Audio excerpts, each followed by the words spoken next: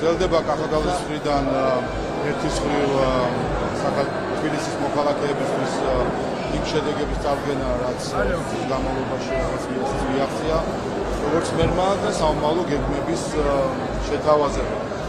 დღეს მოვისმინეთ თუ რა გაკეთდა ჯანდაცვის სოციალური მიმართულებით 100 მილიონზე მეტი ლარი ხმარდება თბილისის მოქალაქეებს 30 სხვადასხვა პროგრამას. ეს ცენტრალიზებული ჯანდაცვის პროგრამების მიღმა დამატებით კიდევ პროგრამა 30 პროგრამაში და დღეს დაანონსდა რომ დაემატება სხვა პროგრამები, რომელიც შეუერთეს ჩვენი თანამოქალაქეებისთვის. ამ მხრივ თბილისის ერთ-ერთი მთავარი პრიორიტეტი არის ზრუნვა თანამოქალაქეების ჩამოყალიბებაზე, მათ სოციალურ პირობებზე და მნიშვნელოვანი შეთავაზებებია გაკეთებული მოქალაქეების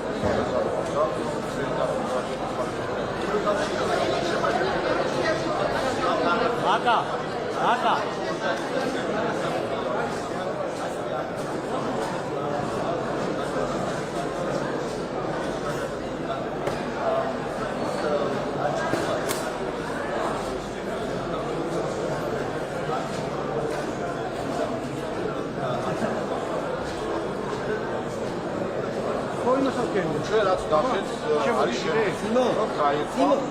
ევროკავშირის მოქალაქეების ფული ფინანსდება ადამიანი, რომელიც მოუწოდეს პოლიტიკურ მკვლელობისკენ და ცინიკურად და ქილიკით საუბრობს საქართველოს თანამედროვე ისტორიაში ერთ-ერთ გამორჩეული პოლიტიკოსის ლევან გაჩეჩილაძის გარდაცვალებით. აქ რა თქმა უნდა ჩვენ გარკვეულ პარალელებს ვხედავთ იმასთან, რაც დღეს ამერიკაში ხდება ლიბერალების მხრიდან, როდესაც ქილიკობენ ადამიანის სიკვდილზე და ზუსტად იგივე მორალის, იგივე სახის მქონე ადამიანებთან გვაქვს საუბარი და ფაქტია, რომ მათ ეს ადამიანი ფინანსდება ევროკავშირის მოქალაქეებს. და ეს ყველაფერი შეიძლება ევროკავშირის ელჩმა არ იცოს, რომ ის აფინანსებს ადამიანს, რომელიც მოუწოდეს პოლიტიკური მკვლელობისკენ და ქილიკობს ადამიანის გარდაცვალებით, მაგრამ ხომ გაიგო რამდენიმე დღეა და იმ განცხადებებზე ალბათ უარესი არის ის დუმილი, რომელიც ჩვენ პაվել ბეჩესკისგან, რომელსაც ჩვენ პაվել ბეჩესკისგან ხედავთ. და ეს არის სწორედ ის პრობლემა, რადგან ჩვენ საუბრობთ ერთის მხრივ როდესაც კარგი საქმეები გექნება, მათი დაფინანსებით ამის თავს იწონებენ, ფოტოებს იღებენ, მაგრამ მოიქვა რომ მათი დაფინანსებული ადამიანები პოლიტიკურ მკვლელობისკენ მოუწოდებენ და ქილიკობენ ადამიანის გარდაცვალებაზე, ეგ ჩუმდებიან და ემალებიან ქართულ საზოგადოებას. ასე რომ ჩემი სურვილი იქნებოდა ნაცვლად იმისა, რომ პაվել ბეჩესკი დაემალოს ქართულ ხალხს, უპასუხოს ამ კითხვებზე. კითხვა არის მარტივი. აპირებს თუ არა ის გააგრძელოს იმ ადამიანის დაფინანსება ევროკავშირის მოქალაქეების ფულით, რომელიც მოუწოდებს პოლიტიკურ მკვლელობისკენ და ქილიკობს ადამიანის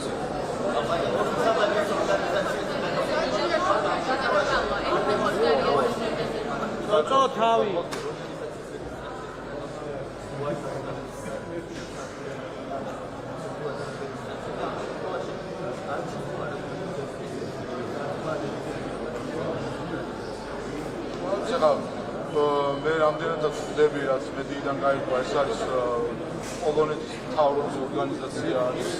ამ ყველანაირად ჩნდება კრიტერიუმებში, რომელიც მიზეზითაც უცხოური ორგანიზაცია მათ შორის, რომელიც საქართველოში ფუნქციონირებს, რომელსაც დარეგისტრირდეს. ამით, როდესაც უცხოური ორგანიზაციები ასე იქცევიან, პატივსაცემენ მას მიზეზების კანონმდებლობას, ეს რა თქმა უნდა არის გამოუგნებელი და ამით გარკვეულ ტონსაც აძლევენ შემდეგ მათგან დაფინანსებულ ადგილობრივ ორგანიზაციებს. ამიტომ კიდევ ერთხელ ამას უკვე პოლონეთის საელჩომ უნდა უპასუხოს. მოკლედ ვერ შევაჯამოთ. საქართველოს არ არის დაბალი ღობე არავისთვის. მათ შორის არც ევროკავშირის.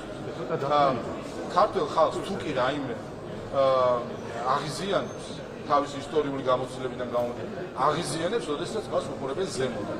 ამიტომ როგორც ევროკავშირის ელჩმა, ისე სხვა საელჩოებმა თუ ორგანიზაციებმა პოლიტიკოსებმა უნდა თავი დაანებონ ქართული ხალხისთვის ზემოდან უყურებთ. დაბალი ღობე აქ არავინ არ არის.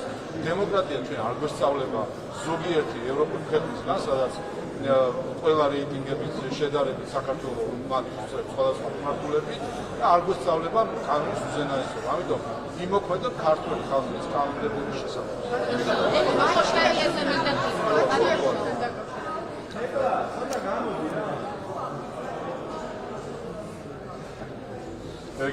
პარლამენტის პრეროგატივა არ გახდათ არავის განმეორება და სისხლისამართლების დევნა. თავარი არის გაცხადებული პოლიტიკა, რომელიც აქვს იაკობ ყობახიძეს მისი პრემიერ-მინისტრის არჩევნიდან. გაცხადებული პოლიტიკა არის როგორც ნარკორეალიზაციის წინააღმდეგ ბრძოლა, ისე კორუფციასთან ბრძოლა. შესაბამისად, ამ საკითხს რაც დასჭირდება, ისე მიყვება ზუსტად სამართალდამცავი ორგანოები.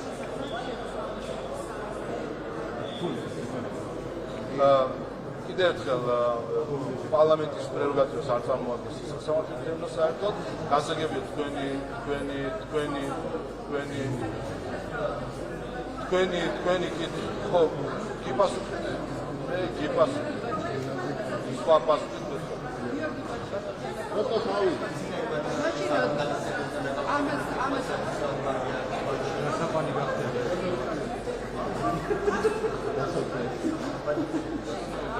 ორეც აი მაშინ გიპასუხეთ როგორც ტრამპი პასუხობს ხოლმე ასე. არა გიპასუხეთ ტრამპის პასუხი ამ გიპასუხეთ როგორც ტრამპი პასუხობს ხოლმე ასეთ სპეკულაციურ კითხვებს, რომ შესაძლებელი თუ არა ბომბი დაგეცეს თავზე. ნუ აი ესეთი დონის კითხვა არის. აი ტრამპი როგორც პასუხობს შესაბამის ტრამპი როგორც პასუხობს ხოლმე შესაბამის როგორც ტრამპი პასუხობს უბრალოდ ასე თქვენი კოლეგა fake news-ებს რო ეძახის ხოლმე fake media-ს მე გაკითხავს რომ შეიძლება თქვა ბომბი დაგეცეს თავზე.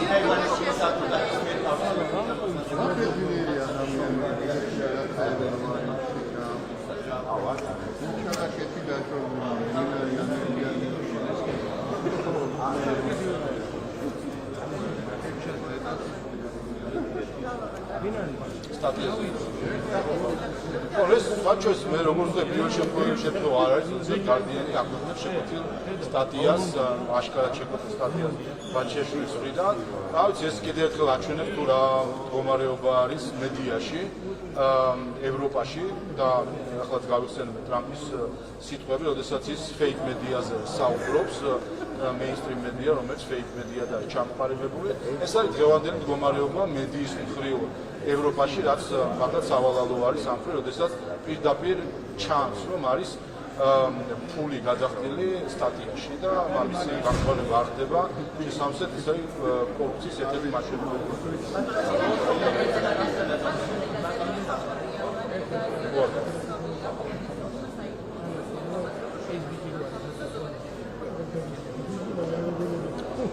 სამწუხაროა, არ ვიცი ჩვენ ხშირად საუბრობთ ამაზე, მენის კოლმეციის ხსენება უკვე მეზარება სიმართლეების ხარჯზე, არ ვიცი რამდენჯერ უნდა ვახსენოთ მენის კოლმეცია და შევახსენოთ საქართველოში აკრედიტებულ დიპლომატებს, რომ პოლიტიკაში ჩარევს უფლება მას ამბობენ. და გამოუგნებელია, როდესაც მას შემდეგ რაც წინა დღე ელენე ხოშტარიანი ჩაედინა პოლიტიკურად მოტივირებული დანაშაული და დააზიანა არჩევნებში მონაწილე პარტიის საარჩევნო ბანერები. ამ პოლიტიკურად მოტივირებული დანაშაულის შემდეგ, როგორც ჩანს, არ ვიცი ყოველ შემთხვევაში ჯერჯერობით დადასტურება არის საჭირო თავის მხრიდან, არა ოფიციალურ შეხვედრაზე, მე პირად შეხვედრაზე იწვევს ექსტრემისტ პოლიტიკოს. და ეს თავისთავად ამგვარი არაფორმალური ხასიათის შეხვედრები არის პირადი გამოკიდებულების თუ რა ვიცი პირადი მხარდაჭერის ჩვენება, რაც არის გამოუგნებელი, როდესაც უცხო ქვეყნის აკრედიტებული დიპლომატი ექსტრემისტ პოლიტიკოს არაფორმალურ გარემოში მას შემდეგაც მან ჩაიდინა პოლიტიკურად მოტივირებული დანაშაული ხდება.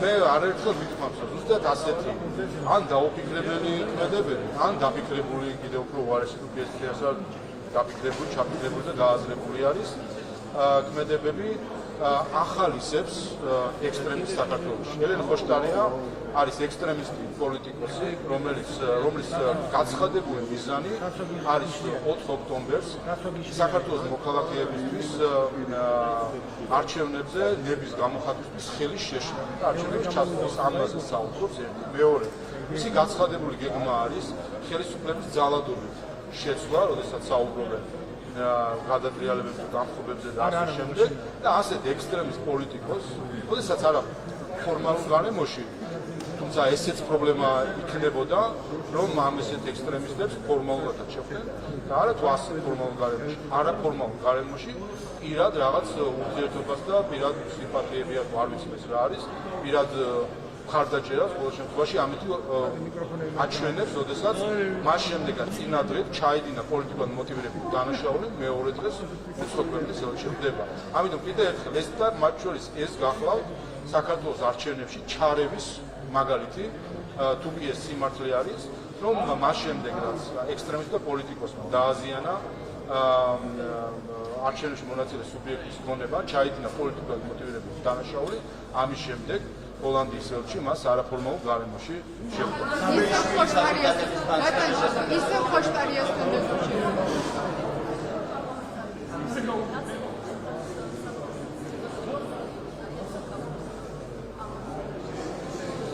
ერთადერთი, ვინც უნდა დასანქცირდეს თუ კი ვინმეს უკანონო უზენაესობა დემოკრატია აინტერესებს, გახლავთ თავად ელენე ხოშტარია, რომელიც ექსტრემიზმით არის დაკავებული.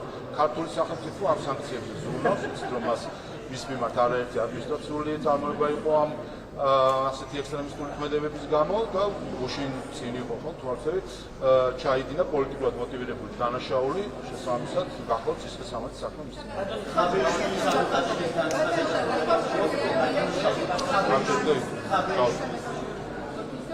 მისი დაკავების შემდეგ რამდენიმე საათში გუნდი ხოშტარიას ელენის მამას 9 მილიონი რუბლი დაერიცხა რუსეთის ბიუჯეტიდან, რაც 160,000 დოლარი არის ეკვივალენტში. რას ნიშნავს ეს? არ ვიცი, ასეთი რავალი აქვს რუს ხალხს ელენე ხოშტარიას მიმართ, რომ ყოველთვე მილიონობით რუბლი ერიცხება. ერთი გარემოებაც საინტერესოა, ამ პრინციპზე თვითონ რაღაც ვალდებულებები არსებობს. მეორეს ხო იგივე ხალხი, თავად ელენე ხოშტარიას ამტკიცებს, რომ რუსეთი არ იცავს ხელშეკრულებებს, არ უნდა ენდო. როგორც ჩანს, ერთადერთი ვის მიმართაც ხელშეკრულებებს იცავენ არის ხოშტარიას ოჯახი. ეს არის რა გითხრათ, ფარისეულობის მწვერვალი არის, რასაც ჩვენ აი ამ ოჯახის მაგალითზე ვხედავთ, თლიანი ოჯახი არის ერთი დიდი ფარისეულობა და ამას ყოველდღიურად ჩვენი საზოგადოება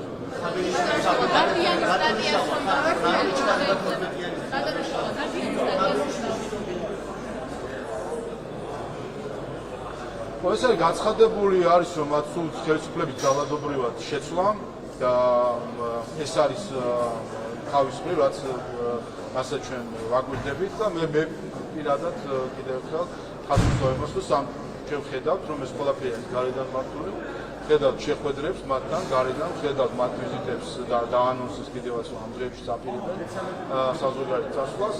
ეს კიდევ ერთი გამწვავებაა, ზოგადად გამწვავებები ემართება თქონდა გაზაფხულზე, მაგრამ ჩვენს გარემო პირობებში შემოდგომაზე აქვს ეს გამწვავებები არჩევნების წინ და ეს ერთ-ერთი კიდე ასეთი გამწვავებაა. ამის შედეგი იქნება 5 ოქტომბერი, დადგება 5 ოქტომბერი და ეს ხალხი, რომლებიც ახლა აორგანიზებენ ხელისუფლების ძალადობის შეცვლას, რა თქმა უნდა, საკუთარ პასუხს მიიღებენ ქართველი ხალხისგან. ვინც ცდილობს ძალადობის შეცვლას ხელისუფლება, მას პასუხს გასცემს კანონმდებლობა.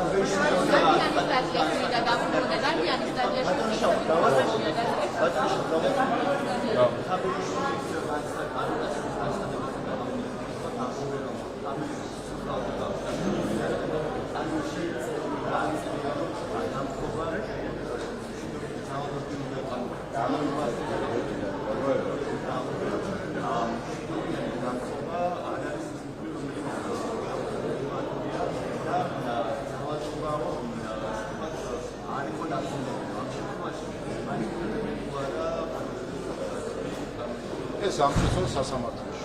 რაც შეეხება მის განცხადებებს, აქ საბავშვო ბაღი არ არის და ბაღში არ არის და ყველა ძალიან კარგად ერკვევა მირას გულისხმობს და შტერით უგონია მას ქართული ხალხი, ადრე აღმოჩნდა სადაც იყო აღმოსაჩენი ქართული ხალხის სახელი.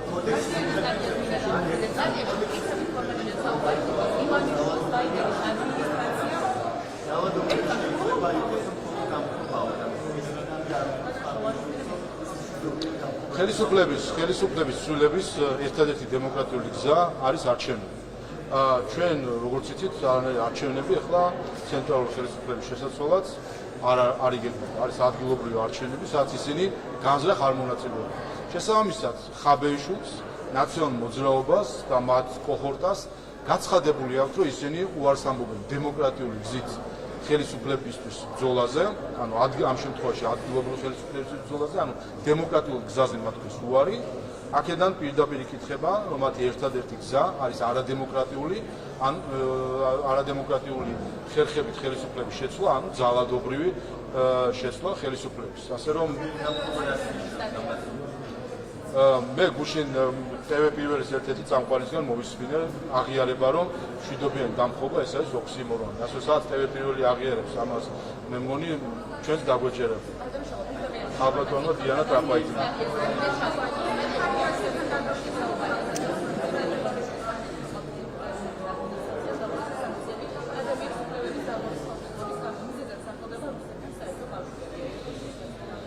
კიდევ ერთხელ ეს სტატია ხელის გულზე დევს, არის ნაყიდი სტატია, რაც თავისუფლი კატასტროფაა, როდესაც ევროპულ მედიაში ხედავ ჩვენ მოსყიდულ ნაყიდ სტატიებს.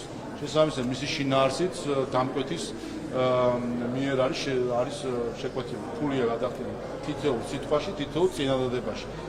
შესაბამისად, ამას სერიოზული კომენტარები არ გეტყობა, გარდა იმისა, რომ ხედავთ სამწუხარო მდგომარეობას fake მედიისა ევროპაში და ესეც კიდევ ერთხელ გვაფიქრებინოს, როდესაც აქეთ გვასწავლიან ხოლმე მედიასთან დაკავშირებით, შეგვიძლია თუნდაც აი სტატია მაგალითად დავუდოთ ნებისმიერ უცხოელს და ვაჩვენოთ თუ რას ნიშნავს კომუნიკირებული მედია და fake მედია.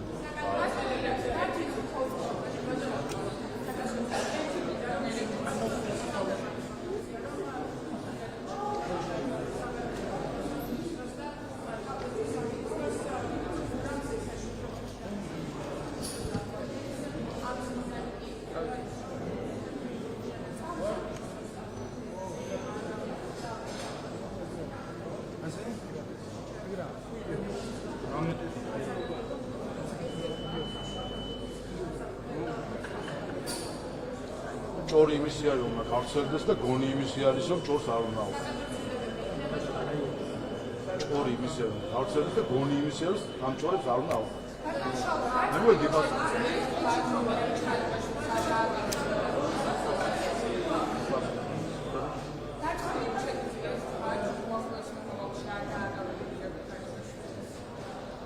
კიდევ ერთხელ სპეკულაციური კითხვები, რომელიც მიზანი არის რაღაცა კიდე არა პასუხების მიღება, ანუ არის მე ამაზე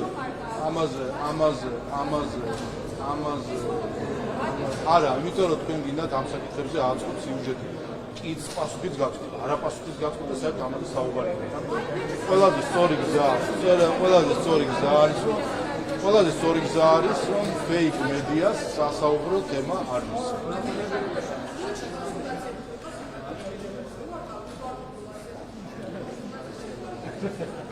კიდევ ერთხელ ჭორები იმისთვის არის გავრცელდეს და გონი იმისთვის არის ჭორებს არ აყენებთ.